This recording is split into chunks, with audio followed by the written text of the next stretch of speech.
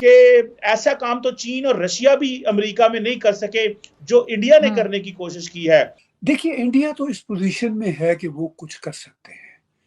पाकिस्तान बदकिस्मती से इस पोजीशन में नहीं है कि कुछ कर सके। कि वही ग्रुप जिसने कनाडा में निजर का कत्ल किया था, वही ग्रुप पन्नू का कत्ल करना चाहता था अमेरिका में। कि अमेरिकन ये समझते हैं कि इंडिया हमारे लिए बड़ा इंपॉर्टेंट मुल्क है, इसीलिए वो पब्लिक में कुछ नहीं आके कह रहे। देखें आप, एक चीज ये है कि अमेरिका समझता है कि इंडिया इतना इंपॉर्टेंट है कि अगर हम पब्लिक में कहेंगे तो हमारे ताल्लुकात की खराब ना हो जाएं। ये सामने आने के बाद भी सिर्फ ये वार्निंग देना, सिर्फ वार्निंग दी जा रही है, ये सही है? या फिर भारत पर बाकायदा वक्त आ गया है कि सिफारती पाबंदियां लगानी चाहिए, भारत को आलमी अदालत में अब लेकर जाना चाहिए? देखिए, बात यह है कि हम तो जो चीजें कह रहे हैं, हमारी चीजें तो प्रूव हो रही हैं, लेकिन मसला यह है कि अमेरिका के लिए बड़ा मसला इस वक्त चाइना है।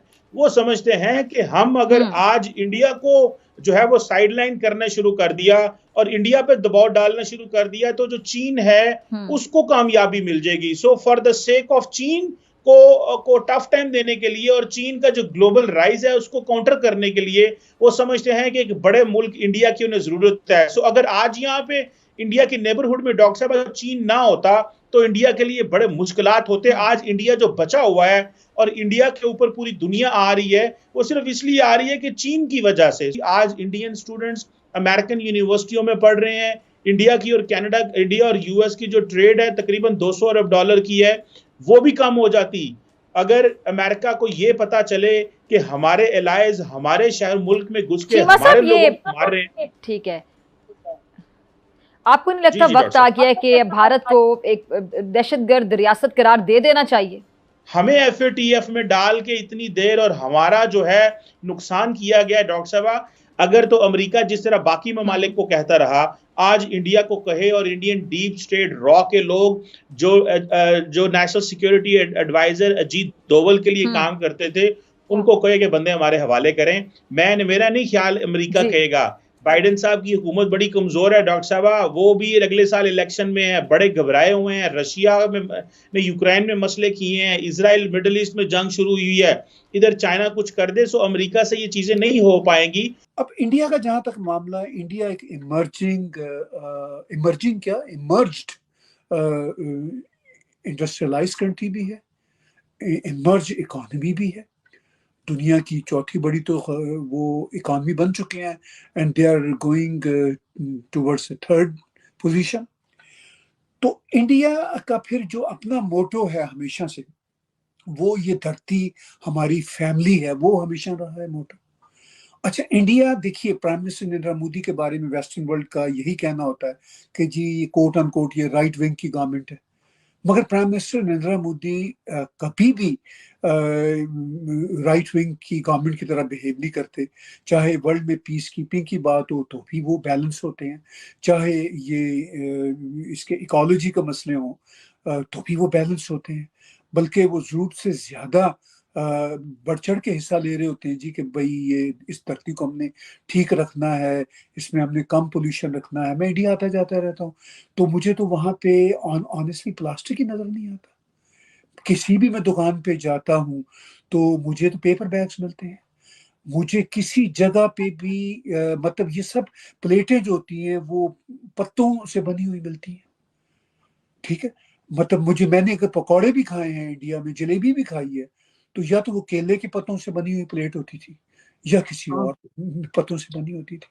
ठीक है, तो इंडिया की जहां पॉपुलेशन 1.4 बिलियन लोगों की है, वहां पे इंडिया में इतना मतलब एहसास है। आप अमेरिका में आजकल रह रही है, मैं कनाडा में रहता हूँ, हम बड़े यहाँ पे अमेरिकन कैनेडियंस नारे लगाते हैं जी कि हम ये प्लास्टिक फ्री हो जाएंगे फलां ढींग, लेकिन आज तक हम नहीं हो सके। आज भी मतलब मैं अभी थोड़ी देर पहले क्रॉसिंग करके आया हूँ और वहाँ पे ठीक है वो बैग्स भी चल रहे हैं जिनको हम कहते हैं कपड़े के बैग्स, लेकिन वो बैग भी मिल रहे हैं मुझे 15 सेंट पे, 10 सेंट पे, जिनको हम प्लास्टिक के बैग कहते हैं। पानी की बोतलों का बेदर्दी से इस्तेमाल होता है। $2-3 की बोतलों का वो पूरा पूरा क्रेट मिल जाता है। वॉलमार्ट चले जाएं या उसमें चले जाएं। तो अब देखिए अमेरिका कनाडा तो इनकरेज कर रहा है ना, मतलब या वेस्टर्न वर्ल्ड में, अभी यूरोप में था 2 हफ्तों के लिए इसी महीने नवंबर में, तो यही मंजर के मतलब पानी की बोतलों के अंबार लगे पड़े हुए हैं। तो मतलब कोई शख्स भी शायद पानी बोतल के बगैर पीता नहीं है। तो हम मतलब वेस्टर्न वर्ल्ड दावे तो बहुत कर रहे हैं, फिर यहाँ पे ये जितने कैंस के चक्कर हैं, और फिर उसके साथ साथ जो ये बियर्स के कैंस हैं, तो कैसे कंट्रोल होगा? आप मैकडोनल्ड में चली जाएं, किसी जगह पे चली जाएं, ठीक है ना जी, तो आपको बड़े बड़े कप मिल रहे हैं आइस कॉफी के। तो इंडिया तो इस सिचुएशन में इतनी बड़ी पॉपुलेशन के साथ इसको कर्व कर रहा है, प्रैक्टिकली कर्व कर रहा है। अब प्राइम मिनिस्टर नरेंद्र मोदी जैसा कि पहुंच रहे हैं इस कॉन्फ्रेंस में, तो वो तो प्रैक्टिकली साबित करेंगे कि भाई हम तो काम कर रहे हैं, अपनी कैपेसिटी से बढ़ के काम कर रहे हैं। तो इंडिया का जो भारतीय लैंग्वेज में हम कहते हैं योगदान है इस सारे मामले में, वो बड़ा स्ट्रांग है, बड़ा पॉजिटिव है, दुनिया उसको अप्रिशिएट करती है। प्रेसिडेंट बाइडेन भी उसको अप्रिशिएट करते हैं, G20 में भी वर्ल्ड लीडर्स ने अप्रिशिएट किया। तो मेरा ये ख्याल है कि इंडिया तो बहुत अहम इसमें किरदार अदा कर सकता है। अब इंडस्ट्रीज जो इंडिया में बढ़ रही है, आईफोन के लग रहे हैं, सुना है टेस्ला के भी एग्रीमेंट्स हो रहे हैं, तो अब जाहिर है टेस्ला तो खैर खुद एमिशन फ्री पूरे का पूरा सारा खेल है। तो जितनी इंडस्ट्रीज लग रही है, इंडिया उसमें भी कोशिश कर रहा है कि इसमें भी कार्बन इमिशन के जो फैक्टर्स हैं उनको मलहूज़े खातर रखा जाए, क्योंकि इंडिया को इस बात का एहसास है कि हम दुनिया की पॉपुलेशन का 1/5 1/6 हिस्सा है, तो हमें इसमें योगदान डालना है। पूरी पूरी western world, America, Europe, Canada, Australia मिल मिला के हार्डली इंडिया की पॉपुलेशन के बराबर बनते हैं।